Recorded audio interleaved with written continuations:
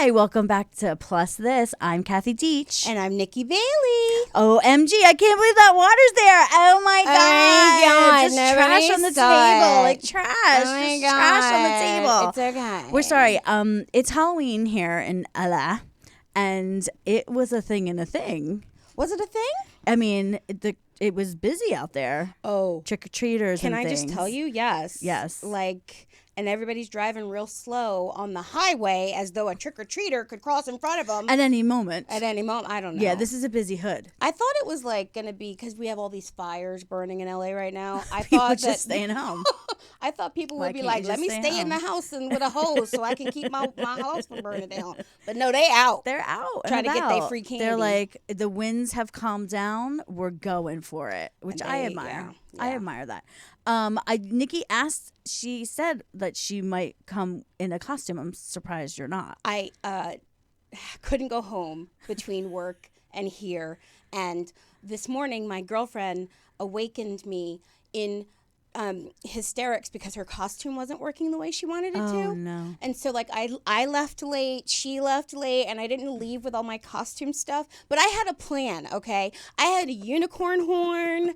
I had, a mask. I was ready, okay? I was actually going to sport my new Barbie coat that our guest today almost helped me buy. Oh. So, I'm so glad to be back, guys. Hi, Yes, she's here. I'm so happy she's in the studio. And we're going to get right to our guest because she has plans. Okay.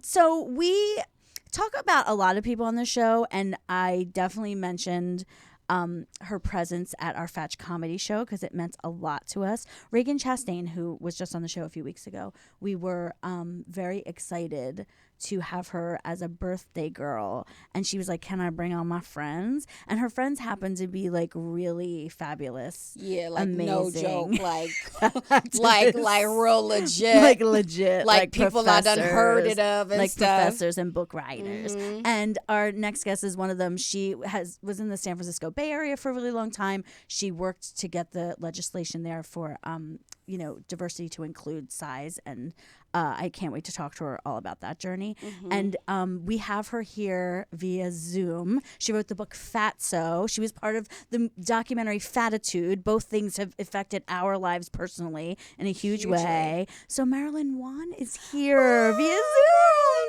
looking so cute. Over there looking like Susie Who from the Susical stuff. That's what I am. I didn't know what my costume was. This is just my rad You're fatty Cindy Lou Who. You're Cindy Lou Who. I'm Cindy Lou, very serious person. We totally believe you're very serious. Very serious. Oh, I learned this a long time ago. I want to pass along the knowledge. You know how this is kind of rock and roll? I hope it's not a white supremacy symbol now. Oh. This is, which sucks. Right? Because I know someone I love who did this. I was like, no. So this, do you guys know what this is? No. Longhorn? This is rock and roll. Okay. This is too much rock and roll for one hand. Yes. So that's my description of your show.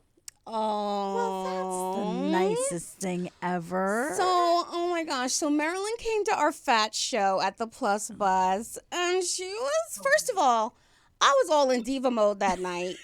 They had this coat that was fabulous, and I put it on, and I was like, oh, we got to raise some money to buy this coat. I had all the ladies of Fats trying to pitch in, and Marilyn was trying to slip me $20, and I was like, oh my God, you're so kind. That is so sweet. I'm a weirdo. You're the best kind of weirdo, but mind you, I did not know who she was that night. I was just some weird old lady.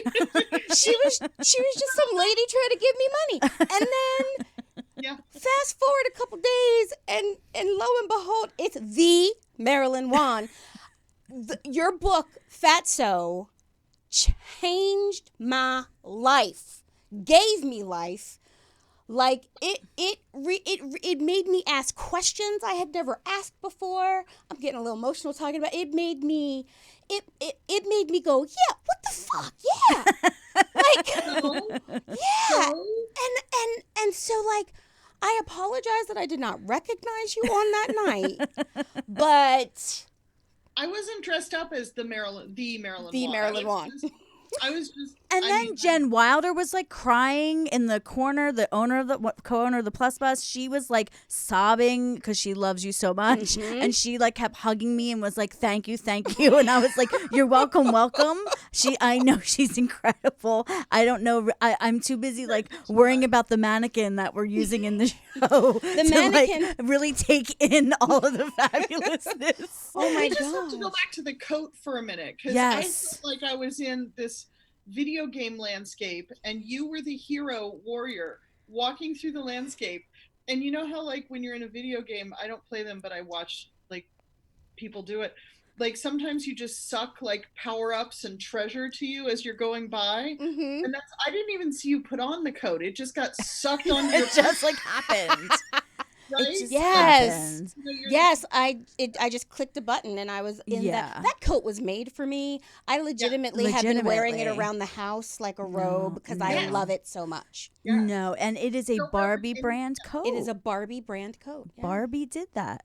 Yes, Barbie? Barbie. Can you please be Fat Barbie forever in the whole I would love to be. Honestly, that was what I was going to go as is for Halloween is black fat Barbie.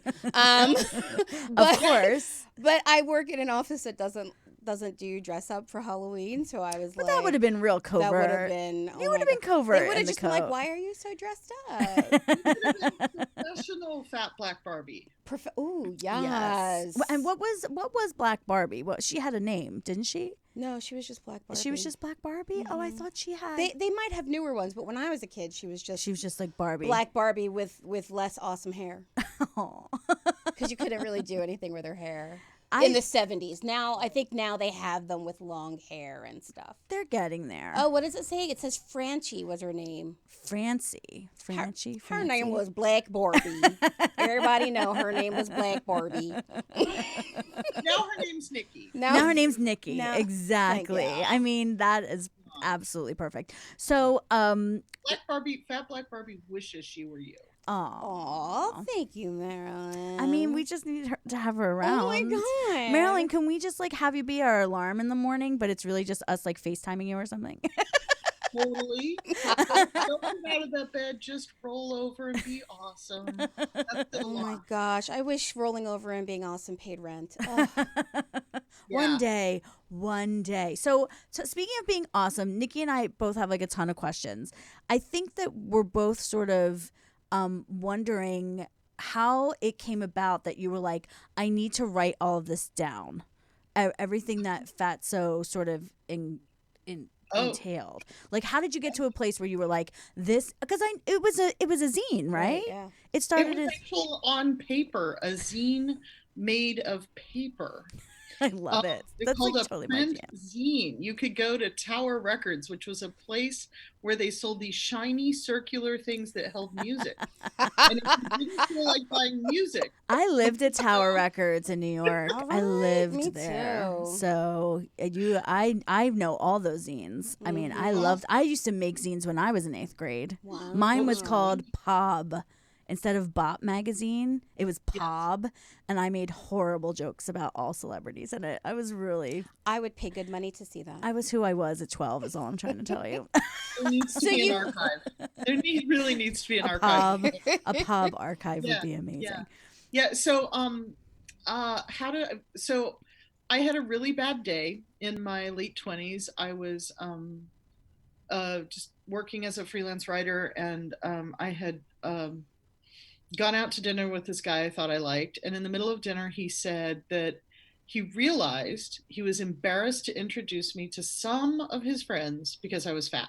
Been there, done that. Yeah. And so that was not impressive. I came home and I opened the mail, and because I had been working, freelance, I had applied for individual health insurance. So I got a letter from Blue Cross saying, thank you so much for your interest.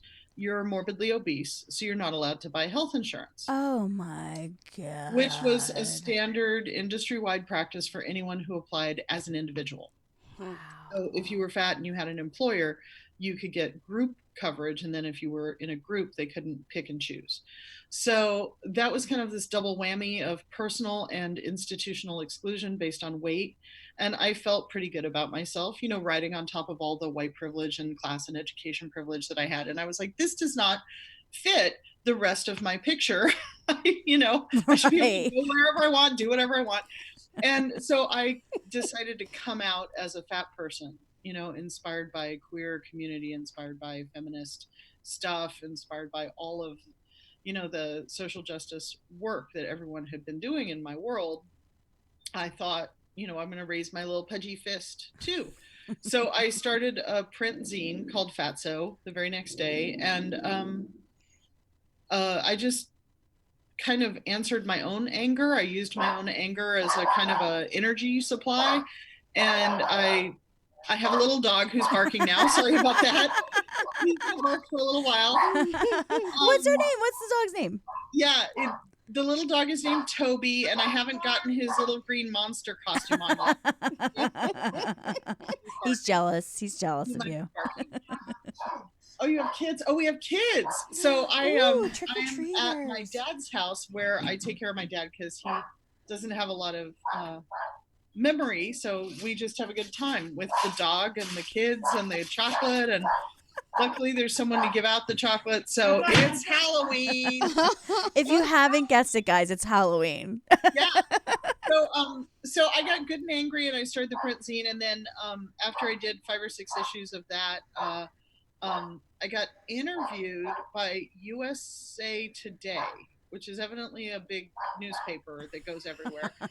And a book agent saw me interviewed, my little quote, which, it's so timely. I can't believe my dog's still barking. He's just really a mess. He just better not get out of the house because he won't come home. Oh, no. So it was an article about Thanksgiving, the holiday where white people act like it's totally okay to steal a continent and have a dinner about it. And so it was they were just doing this kind of filler piece about, can you eat a piece of pie? Is it okay? And I said, just go ahead and eat the pie, it's fine. You're fine. The world will not explode. Mm-hmm. Something like that. And so this book agent calls me because I said, eat a piece of pie, and said, I've sold other books based on zines. Thank you, Hip Mama. Hip Mama was a zine that turned into a book.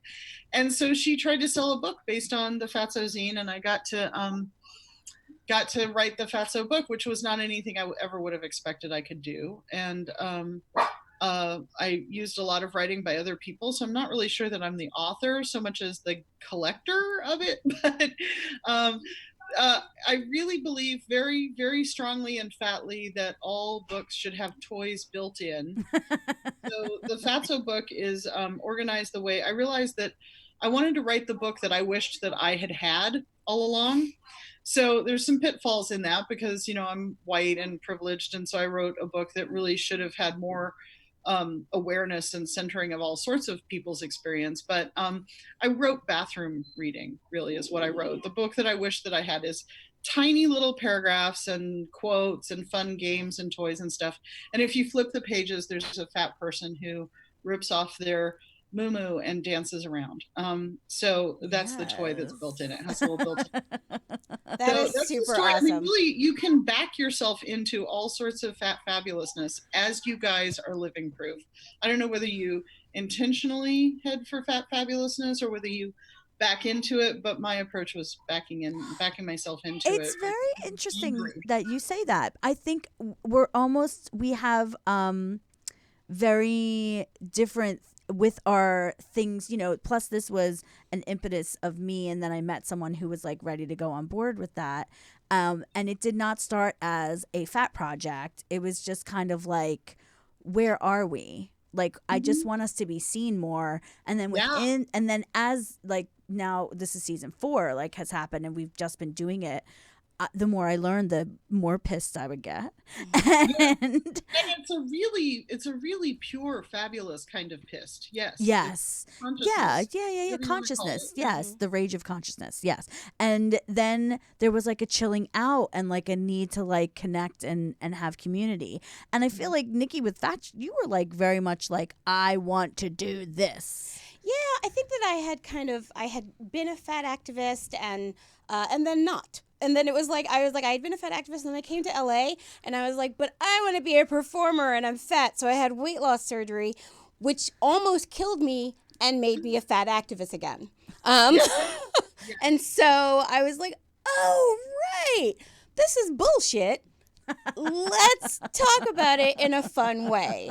And so I started Fetch kind of like as the result of like having almost died and then sort of coming back to myself almost and being like, wait, I need to remember who I am and what's important to me, and I need to still be able to get out there and do what I love, and how can I combine them? And that ended up being Fetch. So yeah.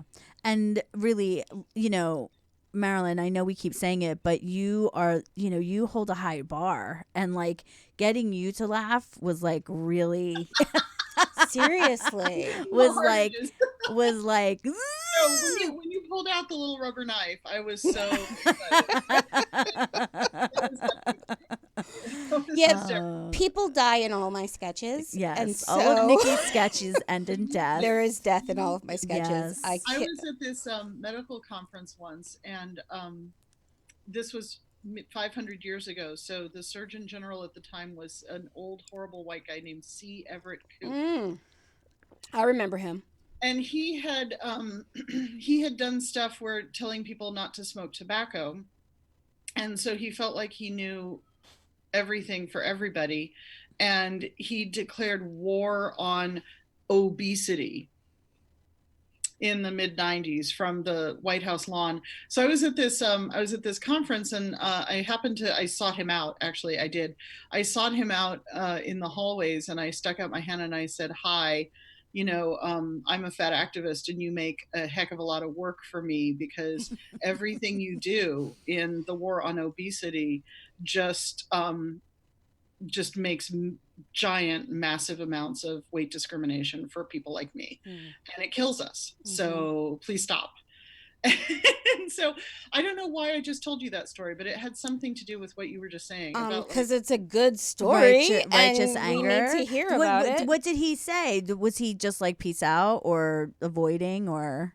He had no idea what to say. It had never occurred to him that you could have these thoughts in that order, or that anyone would say them to him. And so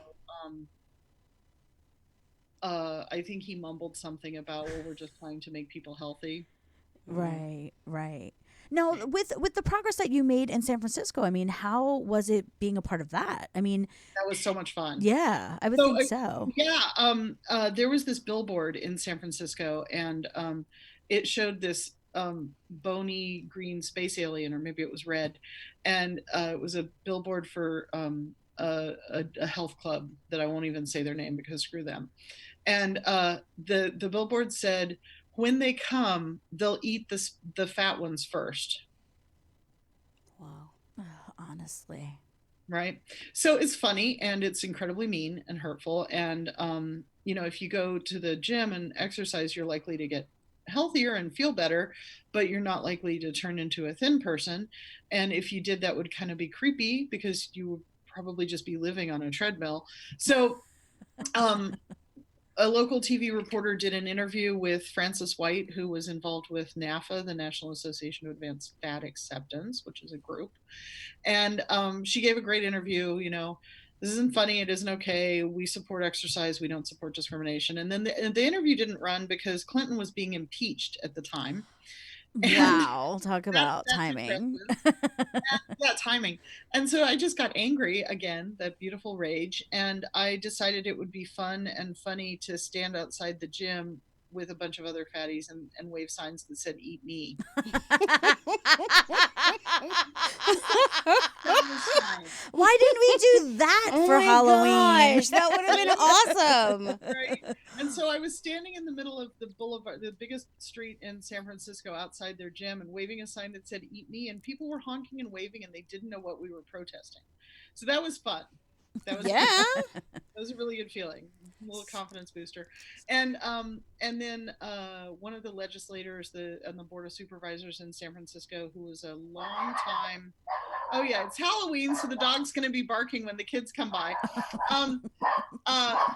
He was a longtime queer community activist from Harvey Milk days, and he said, I've been a stand-up comic, and it's not okay. I've made fat jokes. I realize now it's not okay, and we need legislation. And so we went through this whole long process. We put on what we called the Dog and Pony Show, where we got all sorts of people with all sorts of different experiences to testify about their experience of weight discrimination and height discrimination. And one of the more amazing people who testified was a guy named Art Jackson, an African-American man who had started an employment agency in San Francisco in the 60s and 70s, specifically to get Black people employed, if they couldn't otherwise. They're talented, they're just facing racism in the workplace. And so he came in and said, I see qualified fat people go out all the time, and the customers don't want to have them in their workplace, not even as a temp. He had the numbers. He had the evidence. He had some serious numbers, and he had just incredible prestige and gravitas and insight into the whole thing. So he was amazing, and I'm grateful to him forever. We had a 16-year-old talking about how she had been denied treatment and told just to go away and lose weight, and she knew from fat community that she deserved proper care for what was going on for her, and so she got to a different provider and got treated, and what she had could have hurt her if it went untreated. So we had anyway, everybody approved it. It passed, unanimously. And so in San Francisco, there's a law against discrimination based on height or weight. There are a few other cities, like 6 or 7 or 8, I can't remember exactly how many. And then there's one state, the state of Michigan. But everywhere else in the United States and pretty much anywhere in the world, weight discrimination is legal. Yeah. Wow. Yeah. I mean, I will say when you learn stuff like that, it feels so dire. And yet, like, news that just happened a few weeks ago with the senators coming out and saying, hey, Weight Watchers, or whatever they want to call themselves now, you have to stop this app that's marketing to kids. Like, you should really stop it. I mean, it felt like it felt like a warning shot. Like, we're gonna press this if you don't just shut it down. And I was and in the midst of all this chaos that's happening, the fact that happened was like, it felt like, people are getting shit done. Somebody lobbied those people. Total respect to all of the people in health at every size, to people in eating disorders who are speaking up, especially Shavise Turner Underhill. Did I get that backwards? I might have. Who does incredible work around eating disorders and weight stigma and the way they combine to really harm people. So a lot of people have been doing good work on that. And it's interesting to me that we say, oh, well, don't do that to children. But Americans every year spend $60 billion on weight loss products. Yeah. And with that money, we could feed hungry people. We could build houses. We could build a couple houses for each homeless person with that money. Yeah. We could put every high school graduate through college. So we are paying a price for our kind of daily investment in not liking our fat bodies. Not feeling like worthy. Yeah. And I don't want to blame individuals. We have an entire society where all of the systems are designed to reward thinness and punish fatness. Absolutely. Oh, yeah. Have you gotten a chance to read Dr. Sabrina String's book? I have looked at parts of it. It's fabulous, and it's super important. And clearly, fat hate comes from colonialism. Comes from white supremacy. It's a way to create us versus them, and it comes from hatred of fat black women. It's just so deep. and so wrong. It really we had the privilege of interviewing her here and in the studio, Yes. and it really It was we wanted to blast everyone about it. yeah. I mean, it was such a deep, like, I mean, that the history goes so deep was so illuminating. And also, though, as a fat Black woman, I felt like, I felt validated and like, like, I'm not crazy. Right. I'm like, yes. Okay. Thank you. Yeah. Yeah. Yeah. Marilyn. So fat Black women should just be the leaders of fat activism. Should be, just go on. And, it should not be me. I've had more than enough attention. But what's really interesting about that, though, is that whether it's acknowledged or not, we kind of are. Like, when you look at sort of the women who make impacts in culture, and the fat Black women who have, like, Oprah done changed the world, y'all. Like, Oprah should be in charge. And so, like, so I feel like, I think that I have a whole thing about how Black people make culture anyway, but like, oh, for sure. So so I think that's I so just true. am sad about the part where Oprah keeps connecting with people based on weight negativity. I know. It's invested in Weight Watchers, so that's, she's doing a tour. She She's owns doing like 8% of Weight Watchers. She's doing a wellness tour. Yeah. Across the country, which will sell out in every city to talk about it. And the thing is, if Oprah said, you don't have to diet anymore, you can love yourself however you are. If Oprah just was okay, I'm fat. If Oprah could just get fine with it, everyone would be on board with it. Yeah. Isn't that sad that one person has that much power? Yeah. Marilyn, we want to take a quick break because we have a sponsor, and you have to give us your address so we can send you goodies. But we're going to take a quick break, like a minute, and we're going to come right back with Marilyn Wann. Yes. I'll be right back. Promotional consideration provided by Scrubs Body, an all-female-owned business giving you permission to pamper in jars and bottles. Now with a brick-and-mortar location at 245 Main Street in Farmingdale, New York. Still available online at scrubsbody.com. After show, hopefully we have 10 people. 10 people giving $5 on the Patreon. If 10 people give $5 a month, we could do a whole season without getting money from people we don't trust. Isn't that nice? Guys, I'm literally trying to pimp myself to dating apps to try to get us money. Ooh. I'm scared. Don't make me do that. Ooh. Just give us $5. Oh, yeah. That's our Patreon song. It's a good tune. It's a good tune. Marilyn, I need to ask this question. Ask her a question. I need to know. Here's the thing that I've been thinking about since I met you. How have you seen this movement change for the positive and the negative? Oh, man. Yeah. Well, I think that there's a lot more intersectionality now. Thank goodness. So that was some messed up stuff, and I participated in it. And then now I hope I got my head out my butt a little bit more, but everybody else too. So just so many more people, with the advent of the internet, which I still remember when that started, so many more people are making so much more culture. Connections, community, so that's huge. And then what's the negative? I think it gets co-opted and commodified, and there's a lot of people who've written about that. So body positive to me is more radical than fat liberation because it's connecting all the ways that bodies are oppressed. But I think that body positive can also sometimes be about, average weight, slightly above average weight white women. People have softened it for sure. Yeah. That is actually one of Kathy's pet peeves. It is one of my pet peeves.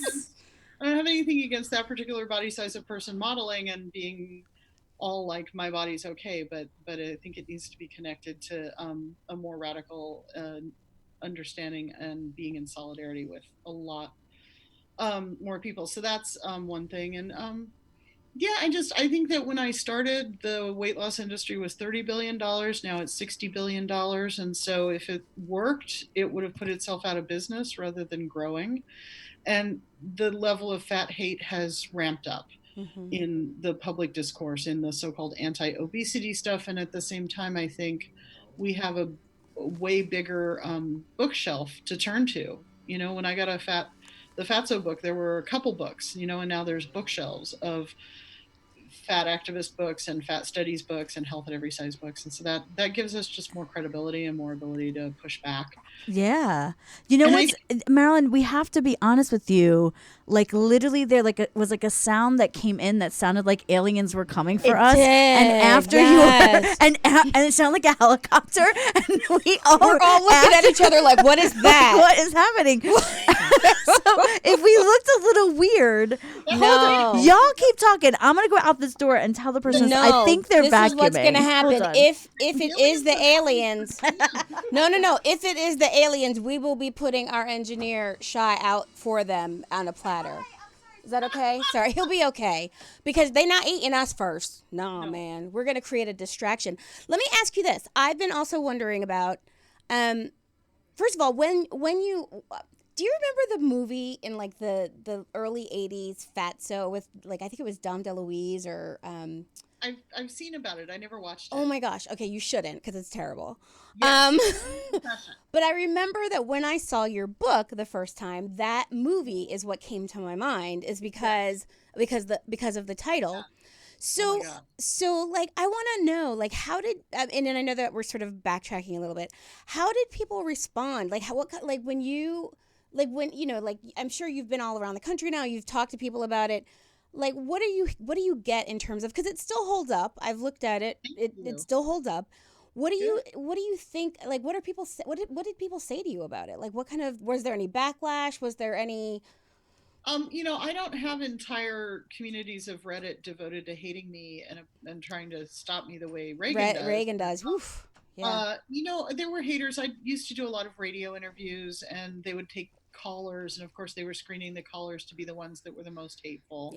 Of course that's not surprising at all to me. That's a given, right? That's why that's why I had to start doing all this stuff, you know.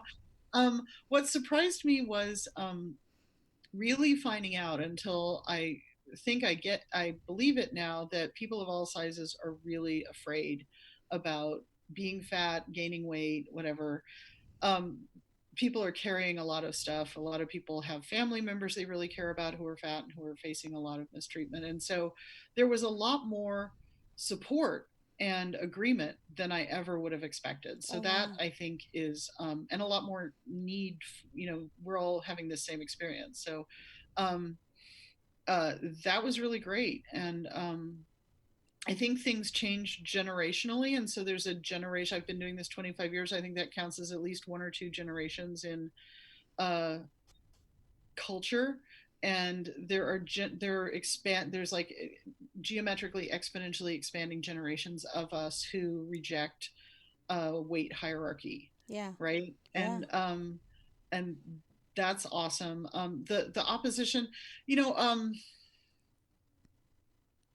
people like their privilege, right? Like people like being thin and privileged. They like their privilege. People like to feel righteous outrage at the existence of fat people, you know, and have us as an easy punching bag, an easy target. So only once, and I'm really grateful for this, only once did someone come up to me and say that they were using the Fatso book to lose weight. And I was just boggled by that one, but I was going to say, how did they do that math? They must not have been reading it. Like, I don't understand. How'd that work for them? I think it's just a kind of a heartbreaking lack of a sense of humor on the part of that person. But there's this tiny chapter where I talked about food and eating choices, and I called it the wash and chop way, and I made up a fake food advice, and it was deeply sarcastic. It was like, well, this couldn't possibly be a book for fat people if I didn't tell you how to eat, because you couldn't possibly know how to feed yourself, right? And so I say, maybe maybe eat some vegetables, or just anything you have to wash and chop that's improved by washing and chopping before you eat it. And so they were like, oh, I'm doing the wash and chop way and it's working. Oh, bless that person's little heart. Oh my gosh. So it's really a lesson that, I try to never give the media something that I don't want them to have and use, but I also can't be responsible for the way people just project onto. Yeah, and if people are stupid, they stupid. You can't do nothing about that. That was a clearly stupid person. Stupid is as stupid does. You know, my mom used to say, you know what, you follow a stupid kid home, you're going to find a stupid parent. You know, like stupid is stupid and stupid begets stupid. Like it's just no. I just think that diet culture is really colonized all of us, right? Mm-hmm. And colonialism created diet culture, so there's a circle for you. But it's really embedded, and it takes some really deep healing and liberation to even notice all of it that we all carry around. Yeah. Right. So we're all still carrying it around, and that's not our fault. So noticing it and kind of dislodging it and divesting from it and going no, laughing at it, taking a knife to it occasionally. Yeah. Word. And what's interesting, by the way, just like as a side note, the place that stupid kids diet app gets its accreditation from is from a university that like says like we're the ones who know how to do weight loss. And one? I knew you were gonna ask me. No, it doesn't matter, because like it's like anyone who says they have the way, clearly everyone would be giving them the $60 billion. Exactly. Was it Stanford? Yes, I believe it was Stanford. It's a school. It's literally a school at Stanford, and they are one of the only places that are authorized to do adolescent gastric bypass. No, there's a lot of stomach amputation directed at teens, and the Academy of Pediatricians, the American Academy of Pediatricians, just came out with a policy saying that we should be cutting off more stomachs of more teenagers.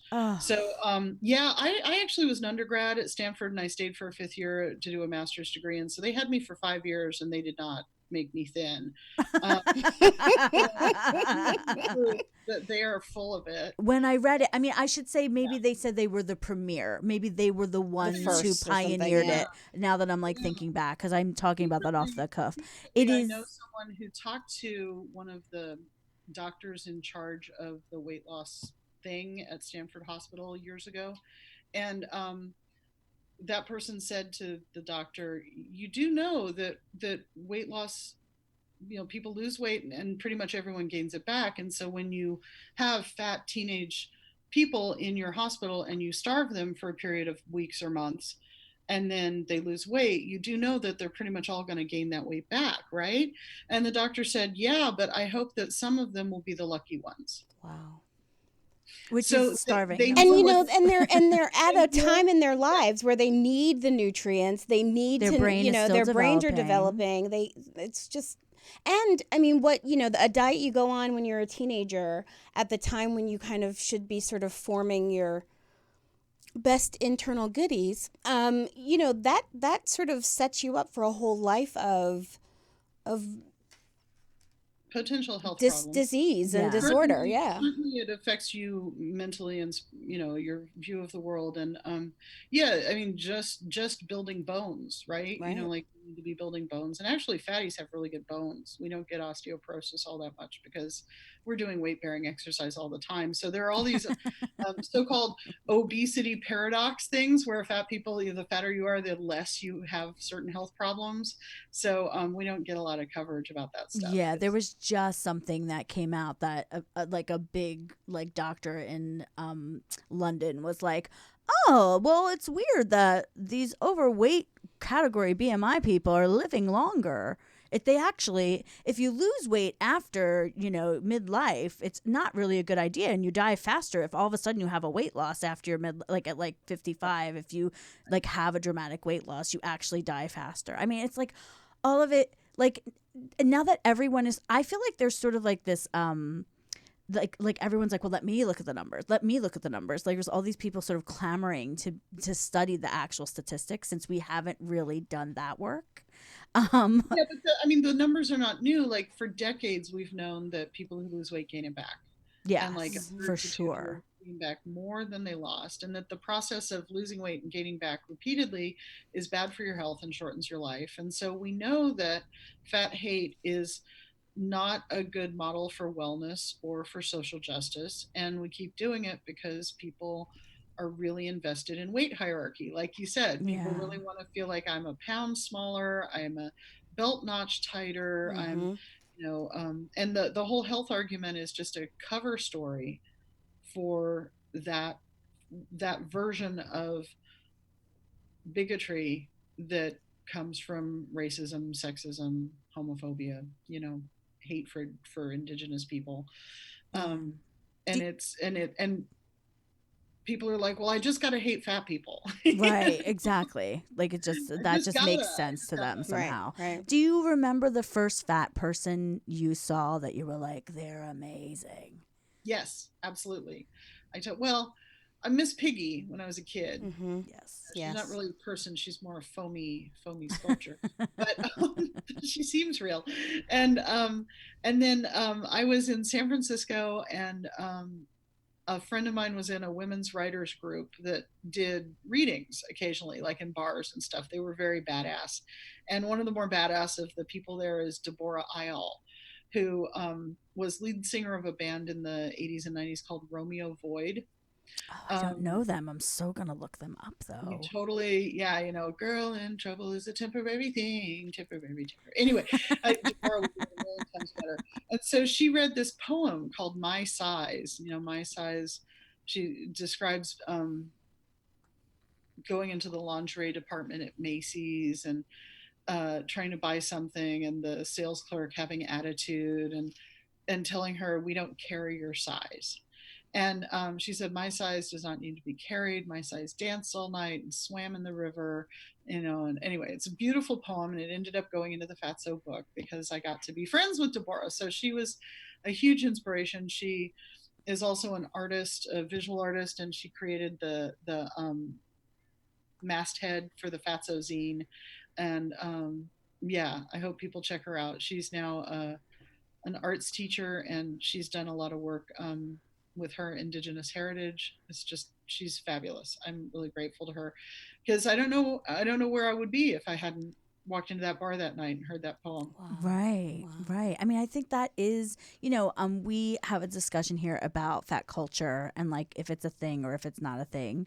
And because it is so tied to colonialism and can it really be like separate from other things? And I definitely think it's layered, but I do think that anyone that I know who has sort of blossomed as a fat person had that person that they saw that changed things. And for me, it was Ann Wilson from Heart. When I was like 10 or 11 and she was singing What About Love in her best self on my MTV, and I was like, oh wait, I can be that. Can I be that? Wow. And I definitely had a goth face. And definitely, had my Stevie Nicks outfits and stuff. But that was... They didn't have her like behind a boulder through the whole music video. So in one of them, as she kept doing them, they got worse and worse, unfortunately. Mm-hmm. Like they would shoot her from space. But that What About Love is really her rocking out. It's like, and it was very impressed on me. Mine was Oprah. I mean, it was Miss Piggy, I think, until I got old enough. I feel like all of us baseline Miss Piggy. Baseline Miss Piggy. And then, we grew up in the Give Me a Break era. Yes. And so we had Nell Carter. And so there was Nell Carter. But I didn't think of Nell Carter as like Nell Carter was like women in my family. And so, she wasn't attractive or sexy or anything. She was just, oh, look, there's a fat lady on TV. That's awesome. She looks like my mom. But Oprah was beautiful. And I had an uncle who could not stand the fact that Oprah lost weight. He was like, why Oprah gonna go on that daggone diet? Oprah look good as hell. And that was like, what? Wait, what? And she, like, I saw Oprah and I thought she was beautiful. And I was like, and she's fat. She's beautiful and fat. What? Wait, huh? And then, so that was Oprah for me. Yeah. I mean, I definitely, that obviously had effect on me too, as I was like looking at her all the time. Marilyn, you do so many things. You also have this product that I think you have a partner in it called Yay Scales. Yay scales. Well, a friend used to sell them, and now because I'm in Southern California more than Northern California, that doesn't work so well. So people can get them directly from me. But previously, they were available from a beautiful online shop called Voluptuart, which you should check out anyway. So a Yay scale is a bathroom scale that has been liberated from its oppressive function, and instead of giving numbers that tell you what you weigh, it gives compliments that tell you what you yay. Aww, so perfect. It's a fun thing to take out, like just to do street outreach, and invite people to yay themselves as they walk by somewhere in public. I've done that a bunch of times, and lots of interesting reactions. People who can't even get near a scale, I totally respect why that would be. And then mothers with daughters and couples and people with their dogs, and everybody's like taking off their shoes and their backpacks to get their compliment. I'm like, no, your backpack can have a compliment too. Okay, we're getting one, and we're gonna have it at all our fat shows from now on. I oh my gosh, That's like such a lobby fun thing. Yeah, oh to my do. gosh, Yeah. right? If you want it to be fake fur or sparkle glitter or unicorn colors or whatever, I'll do whatever you want. That's We will be incredible. talking, We're going to be talking. yes. We know you have to go and partay hard. Do you want to give any shout outs while you're Just go see a show by Fatch. They're Aww. amazing. Yeah, Fatch. If you're anywhere near Fatch, you got to get Fatch in your eyeballs. That's amazing. Aww. That is the nicest thing ever. We just gave each other looks like, now should we say? I mean, No. I feel like we could tell her. We could announce it here. Inspired. Okay, so we're super excited because we found out this week that Fatch got into the San Francisco Sketch Fest. What? Yes. Yeah. I'm coming. I'm flying up there. I got to be there. Yep. We were holding off because we weren't sure of the date, but it will be in January. Yeah, so we're excited And about we're that. beside ourselves. We are just Let's rock and crazy. roll for one Fatch. Yes. Congratulations. And we're going to do that for you too. Yes, Marilyn. I mean, on a holiday, no less. Thank you so much for making time with us. Thank you so much, Marilyn. It was such an honor to have you with us. Such an honor. And all your stories are amazing. And when we start to do our protesting, we're going to come to you for shirt and poster ideas. Yes. No, I just want to come and sit in the back and watch everything amazing that you guys do. Thank you. Oh my Aw, God. thank you. Happy Halloween and Happy God Halloween. bless your Have fun dog. tonight. Guys, we're going to come back and we're going to do a little debrief because I feel emotional. Little She's pretty incredible. Mm-hmm. And I went to see Lizzo this weekend in Vegas. And it was also life-changing, life-affirming. I feel like I'm in this zone right now of positivity. Yeah. And so there's some footage. I'm going to show them some footage. So you haven't seen it yet, Nikki?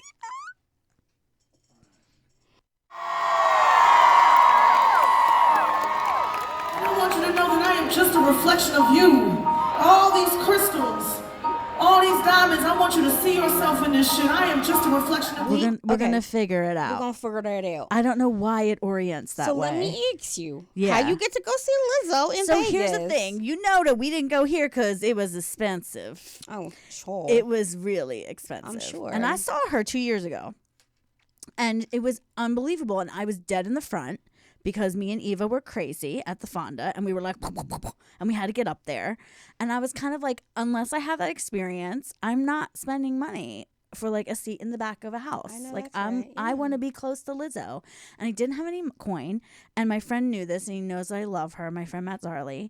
And his brother-in-law works at the Cosmopolitan where her Vegas gig was, and they get tickets. Oh, that's so and nice. it was so sweet. And he Matt was like, let's go. And I was like, okay. And then all of a sudden I'm on some charter plane going to Vegas. Excuse me. It was cray.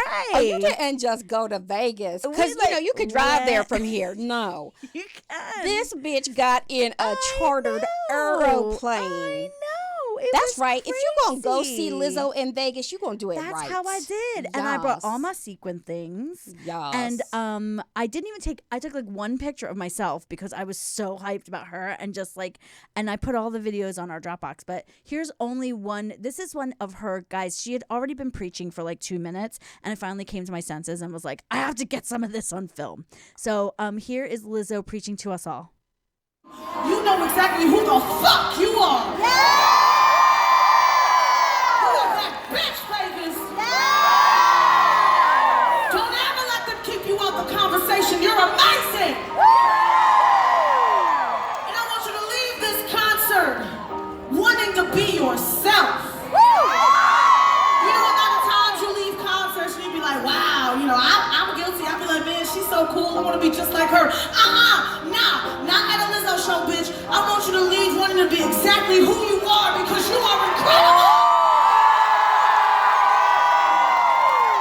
Feeling good as hell. I mean, oh, it was emotional. And you know, my friend Matt has been in the industry forever and records his own music all the time and has been like worked that hustle, like had his record deal. this is the dude who did the song with Billy Porter? Yes. That's a good song. Yes. He did a great job with that. Yes. I know, he's so great. And he, you know, obviously is like all about like inclusiveness and like real inclusiveness, not just like the lip service. But he like loved Lizzo's album but didn't know her thing. And he was like, oh, she's changed, like this, she's a game changer. Oh yeah, like this isn't just people doing concerts. He's like, she literally is like laying on hands. I was like, no, it's a healing, it's really a healer experience. Yeah. And people left there, and including myself, I'm getting a little choked up, like feeling like we had like an experience where we were all one, and that we were all deserving and we were all beloved. And when you have that, and then of course the floor was like bouncing, and I like, because it's one of those crazy Vegas spots. And I mean, I'm old ass mofo to be going through that. I mean, I stood up a long time for you, Lizzo. You were like 25 minutes late, girl. My feet could not hang. But you know but I what? made it work. It's not like you had to do like a Lauryn Hill wait, you know, like Exact- 25 minutes. Dude, she was not. They Right. told us that other people have done 3 a.m. I was like, what? That they like are supposed to go on at 9. They go on at midnight until 3 a.m. I was like, well, she did do us a favor. Okay, good. But she was, I mean, not my only gosh. musically, all of the like the way the show was, it was like simple and yet beautiful and artistic, and But that's the the arrangements thing. were Art fierce. heals, right? So Yeah. like the part of why we do this and why we do Fetch is because it's healing for us to do it, but it's healing for other people to see it. And so, I mean, you know, it's so perfect that Lizzo is Lizzoing right now. You know, and it makes me think of that scripture in Esther. Who knows? Perhaps you were chosen for such a time as this. Like, she came along at the right time. We are here doing this work at the right time, and it's so necessary, that intersection between political activism and art is necessary, and there's a long legacy of that we are carrying on, that Lizzo is carrying on, and it's so beautiful to be able to be on the planet at the same time as Lizzo. It's really true. It's so and amazing. for her audience to be so diverse too. I mean, it was like, you know, all kinds of generations, all kinds of people. Like the 17-year-old was the one holding my spot, like and my friend's niece, like, so her and her friends were like, come on, lady. And, you know, her dad's like walking me out there, but everybody was there to go.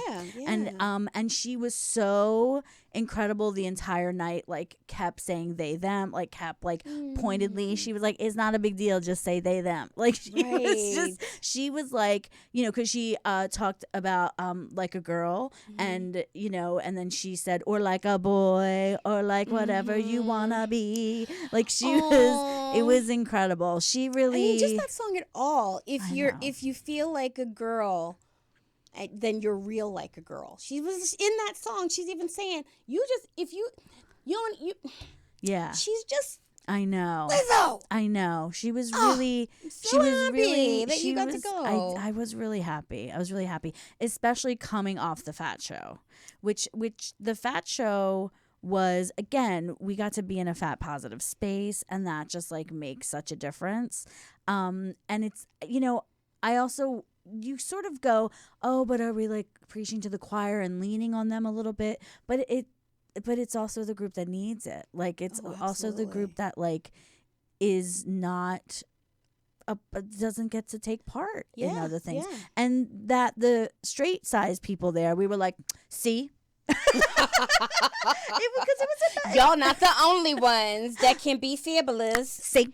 We can do it. Told you. So, and it was kind of fun because the crowd, like even like straight size people coming into that space, like, what is this about? I just went to the bathroom, the walls and all this stuff, and to have people who wrote things on the walls there. I mean, Jen Wilder was not only crying about Marilyn, she was also crying about Reagan Chastain. I don't understand how they had never met, but she literally had stuff that Reagan had available on her website, on her wall in the bathroom. Yeah. So it was like a meeting of the minds of LA, and that was really cool. I mean, it was a happening. It was a happening that night. Again, it was like, and you were with just twirling around that red coat all night, just like living your best life. That coat, y'all. I can't wait. You're going to take Christmas pictures in it, right? Oh, that's a Christmas coat. I don't do Christmas cards, but I'm doing them this year just so I can send out. By the way, I also have a mint green Christmas coat that I feel the same exact way about. I got it very cheap from City Chic. I had like a City Chic phase for a while, and and I bought it, and it's not hot here. I mean, it's not cold here ever. And I was like, but I need this coat, even if it's just to wear once a year for Christmas. But I could have worn it yesterday. It was so damn windy and cold. It was. We could have worn our coats, but we should take pictures in our coats. We will definitely take pictures in. Y'all need to see the coat. It's going to be real holiday. You can see the coat because it's on. Oh, it's on our because there are pictures from Fatch. They're on our Fatch Instagram, Fatch Comedy. There's definitely many videos of you, pictures of you. So I have been on. I've been handling my medical business, but also been on a social media break. So I don't know what's been posted about me or referencing me in a long time. So that's good to know. I trust them. I trust her. I know that she's going to only post me looking fabulous.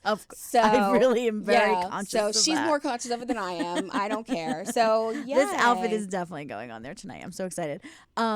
We only have a few minutes. We're probably going to do an after show about the Thor thing, if you don't mind, because I didn't see it, but you saw that movie. Oh, I saw the movie. So we're going to totally talk about that. Because I did want to talk about that today, because it's just been blowing up all of a sudden, really? which is weird. Yeah. There was some talk about it when right after the movie came out, but maybe it's been coming out on video now, and people are watching it again and noticing it. I don't know, or now people feel safe they can talk about it because it's not like box office dependent. I don't know. It's so weird. And that was one of the comments that someone from EW was like, Entertainment Weekly was like, why are you fat people were talking about this already, now y'all want to jump on like months later? Done. This deal should have been talked about already. But let's talk about it because I know you care about that universe. But also, I took a look at the calendar, and I had wanted to do 22 episodes this season, but because of our things that are happening in January, including not just Fatch, but I'm doing a Broadway Con panel. Broadway Con, bitches. Yes, this one. which I'm still waiting for that date. Just all the dates need to come in. And also, I'm doing an event November 20th. I'm doing a little new music again as a host, and they're making me perform.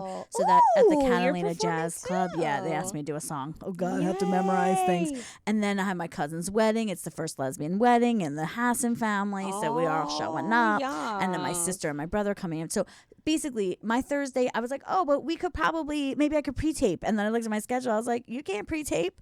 So this is the last episode of the season, guys. Basically.